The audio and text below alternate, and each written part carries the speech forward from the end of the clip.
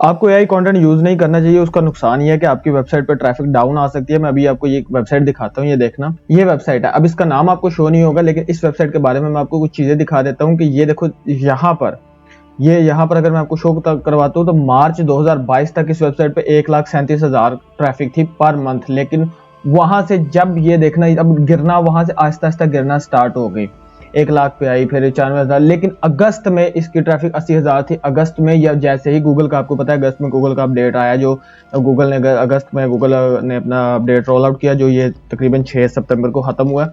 तो उसके दौरान इसकी वेबसाइट की ट्रैफिक आप देख लो कि सितंबर में 27,000 पे आई और अब करते करते करते करते 4,000 पे आ चुकी है। अब ये वेबसाइट कर क्या रही थी, ये टोटल का टोटल एआई कंटेंट यूज कर रही थी, ना उसको एडिट कर रही थी, कुछ नहीं, तो सिर्फ एआई का कंटेंट उसको उठाया, थोड़ा सा आगे पीछे करके अपलोड कर दिया।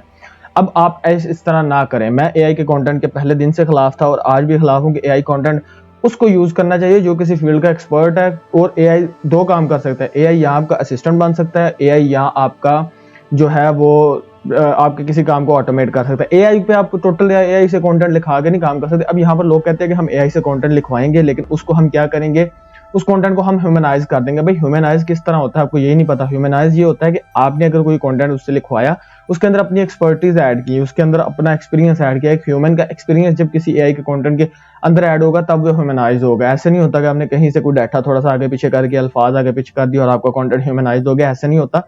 अगर ऐसे होना होता तो सारे कंटेंट यूज करते। अभी ये क्या हुआ कि जब गूगल ने अभी 1-2 दिन पहले एक और अपडेट लेके आया, जिसमें पढ़ रहा था, गूगल ने कहा कि एआई का कंटेंट हो या ह्यूमन का, हमें कोई फर्क नहीं पड़ता, सिर्फ वो कंटेंट जो है वो क्वालिटी हो। अब उसमें क्वालिटी यही है कि जो आपने इन्फॉर्मेशन देनी है वो एक्यूरेट हो और किसी भी यूजर के इंटेंट को क्लियर कर रही हो कि वो यूजर आया उसको उसकी इन्फॉर्मेशन मिल रही हो जो वो जिस चीज के बारे में जानना चाह रहा है। तो टोटल निचोड़ ये है कि अगर आप किसी फील्ड में एक्सपर्ट हैं, अब यहाँ पर मैं आपको एक बात बता देता हूँ। लेट्स सपोज कि मैं एक एसईओ की डेफिनेशन लिख रहा हूँ। अगर मैं एसईओ की डेफिनेशन लिखूँ या एआई डेफिनेशन लिखे, वो सेम रहेगी, वो जनरल डेफिनेशन है, वो हर जगह सेम रहेगी। लेकिन जब मैंने एसईओ पे डिटेल में आर्टिकल लिखना है, अगर मैंने उसको कहा कि how to rank a website, तो मुझे सिंपल बताएगा कीवर्ड सर्च करें, उसके बाद उसमें कंटेंट लिखे, फिर बैकलिंक बनाए तो आपकी वेबसाइट रैंक कर जाएगी। लेकिन उस जनरल कंटेंट के अंदर मैंने अपनी स्ट्रेटजी लगानी है कि आप ये स्ट्रेटजी अप्लाई करें, ये स्ट्रेटजी लगाएं, ये करें, वो करें।